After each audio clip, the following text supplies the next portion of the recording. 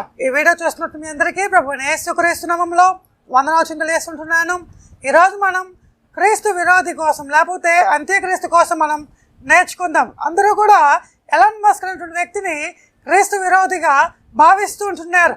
చాలామంది మన యూట్యూబ్ వీడియోలు చూస్తే కనుక చాలామంది యొక్క ఎలాన్ మస్క్ని క్రీస్తు విరోధిగా భావిస్తూ చూస్తూ ఉంటున్నారు. కానీ నిజానికి ఈ ఎలాన్ మస్క్ని క్రీస్తు విరోధిగా భావించవచ్చా?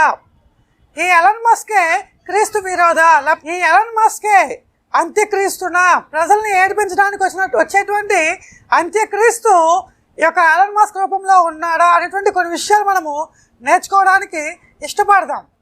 ఎలాన్ మస్క్ అంటే కనుక తెలియని వ్యక్తులు ఎవరు కూడా ఉండరు. ఎందుకంటే కనుక ప్రపంచంలోనే అత్యంత విలువైనటువంటి టెక్నాలజీ ఎలాన్ మస్క్ దగ్గర ఉంది. ఈ ఎలాన్ మస్క్ చూస్తే కనుక మనకు స్పేస్ ఎక్స్ కానివ్వండి, ట్విట్టర్ కానివ్వండి, లేకపోతే టెస్లా కానివ్వండి, ఇవన్నీ కూడా ఎలాన్ మస్క్ యొక్క సొంత కంపెనీలు అనమాట. అయితే కనుక మనం ఆలోచిస్తే కనుక ఎందుకు ఈ ఎలాన్ మస్క్నే మనము అంత్యక్రీస్తుగా భావించాలంటే కనుక చాలామందికి ఉద్దేశం ఎలా ఉంటుందంటే కనుక ఎలాన్ మస్క్లో ఉన్నటువంటి మొట్టమొదటి రెండు అక్షరాలు ఈఎల్, ఈ రెండు కూడా ఈఎల్ అనేది హెబ్రీ భాషలో దేవుడు అని అర్థం. ఏల్ బేతేల్ అంటే బేతెల్ దేవుడు అని.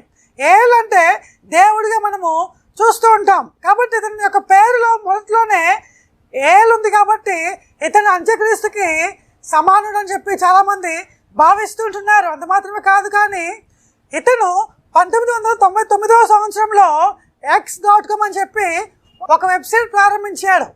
2002లో స్పేస్ ఎక్స్ను ప్రారంభించాడు. 2012లో మోడల్ ఎక్స్ అనేటువంటి ఒక కారును తయారు చేశాడు. 2020లో తన కుమారునికి ఎక్స్ అనేటువంటి అక్షరం ఉండేలాగా పేరును నిర్ణయించాడు. కానీ 2022లో ట్విట్టర్ని కొనుగోలు చేసి ఆ ట్విట్టర్ పేరు కాస్త తీసివేసి ఎక్స్ అని చెప్పి దానికి కూడా పేరు పెట్టాడు. ఈ విధంగా ఎలాన్ మస్క్ ఏం చేసినా కూడా దానిలో ఎక్స్ ఉండేలాగా చూసుకుంటూ ఉంటున్నాడు. చాలా మంది ఆలోచిస్తూ ఎక్స్ అంటే ఏమిటంటే కనుక యేసుక్రీస్తుకి గుర్తుగా మనము ఎక్స్ని వాడుతూ ఉంటాం. మనం ఇంకా కొంచెం లోతుగా వెళ్ళి గమనిస్తే కనుక ఈ యొక్క ఎలాన్ మస్క్ ఏమన్నాడంటే కనుక ఇంకొక 20 సంవత్సరాలలో అనగా 2050వ సంవత్సరం నాటికి నేను మార్స్ గ్రహం మీద ఒక పెద్ద నగరాన్ని నిర్మిస్తాను.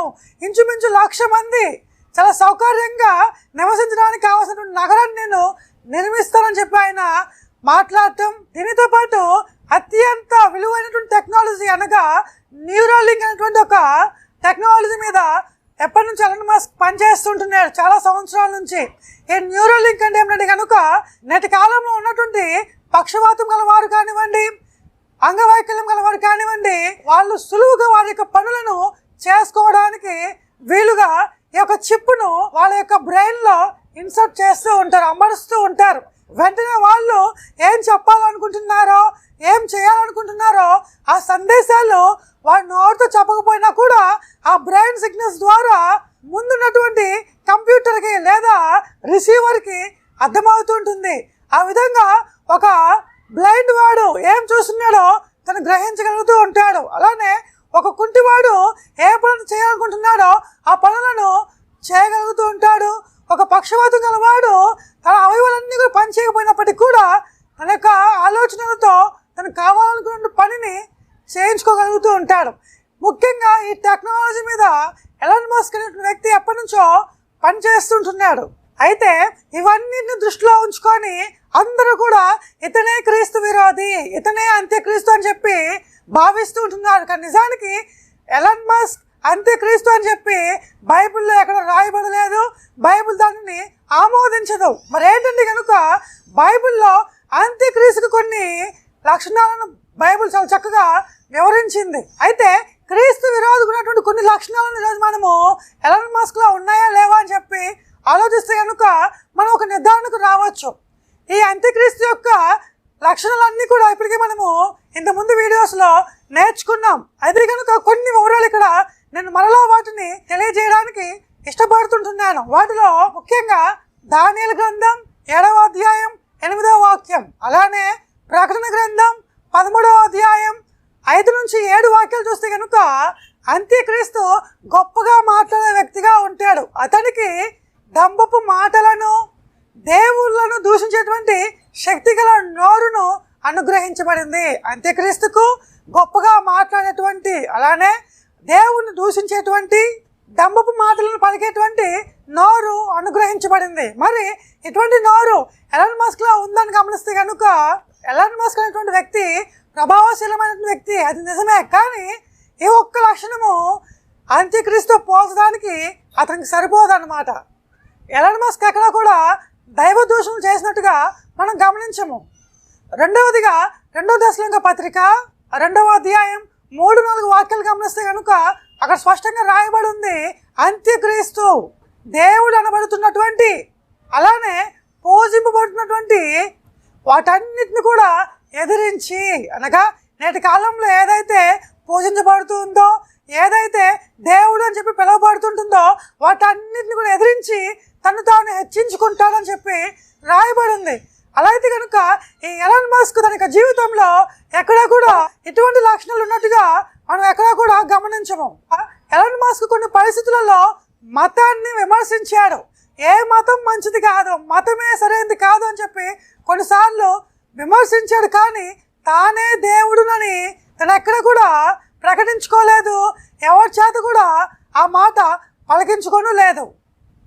మూడవదిగా ప్రకటన గ్రంథం 13వ అధ్యాయం 13-14 వాక్యాలు చూస్తే కనుక అంత్యక్రీస్తు అద్భుతాలు చేస్తూ ఉంటాడు. అంత్యక్రీస్తు ఆకాశం నుంచి మంటలను, నిప్పులను కురిపించగలుగుతాడు. కానీ ఈ ఎలాన్ మస్క్ ఎక్కడా కానీ అద్భుతాలు చేసినట్టుగా మనం చూడం. ఈ ఎలాన్ మస్క్ టెక్నాలజీ పరంగా గొప్ప గొప్ప విజయాలు సాధించాడు, కానీ ఎక్కడా కూడా అద్భుతాలు చేయలేదు. నాలుగవదిగా ప్రకటన గ్రంథం 13వ అధ్యాయం 16-17 వాక్యాలు చూస్తే కనుక అంత్యక్రీస్తు ఒక క్రొత్త ఆర్థిక వ్యవస్థను ప్రవేశపెడతాడు.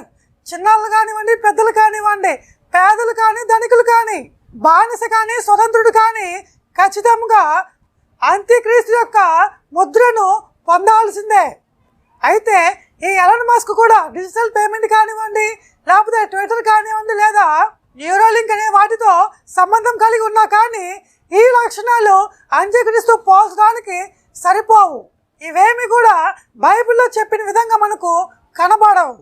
ఐదవదిగా అంత్యక్రీస్తు దానియేలు గ్రంథం 8వ అధ్యాయం 25 ప్రకారం చూస్తే కనుక ప్రపంచ శాంతి అనేటువంటి పేరుతో మోసం చేస్తూ ఉంటాడు. ప్రపంచ శాంతి అనేటువంటి పేరుతో మోసం చేస్తూ ఉంటాడు. మోసాన్ని వ్యాప్తి చేస్తూ ఉంటాడు. ప్రతి ఒక్కరిని కూడా మోసం చేస్తూ ఉంటాడు. అయితే ఎలాన్ మస్క్ ప్రపంచ శాంతి కోసం కొన్ని ఆవిష్కరణలు చేశాడు, కానీ అవన్నీ కూడా తానే దానికి కారణం, తన వలన యొక్క శాంతి కలిగిందని చెప్పి తను ఎవరిని కూడా మోసం చేసినట్టుగా మనం గమనించాం. ఎలాన్ మస్క్ శక్తివంతమైన మనిషి అయినప్పటికీ కూడా తానే అంత్యక్రీస్తు అని చెప్పడానికి మనకి ఎక్కడ కూడా ఆధారాలు లేవు. అలా చెప్పడానికి ఎలాన్ మస్క్ అటువంటి లక్షణాలు ఏమీ కూడా కలిగి లేడు. చాలామంది శాస్త్రవేత్తలు దేవునికి కనుక ముఖము ఉంటే ఆ ముఖము అచ్చం ఎలాన్ మస్క్ మొహంలా ఉంటుందని చెప్పి చాలామంది శాస్త్రవేత్తలు చెప్తుంటున్నారు. ఏది ఏమైనా కూడా ఎలాన్ మస్క్ అంత్యక్రీస్తుకు కావాల్సినటువంటి టెక్నాలజీ పరంగా ఏమైనా సహకరించగలడేమో, కానీ ఎలాన్ మస్క్ అంత్యక్రీస్తు అయ్యేటువంటి అవకాశం అసలు లేనే లేదు. కాబట్టి మనం ఎవరూ కూడా భయపడాల్సినటువంటి అవసరం లేదు. ఈ వీడియో మీకు ఎంతో కొంత అర్థమైందని చెప్పి నేను భావిస్తుంటున్నాను. దేవుడు మిమ్మల్ని దీవించును గాక. Praise the lord.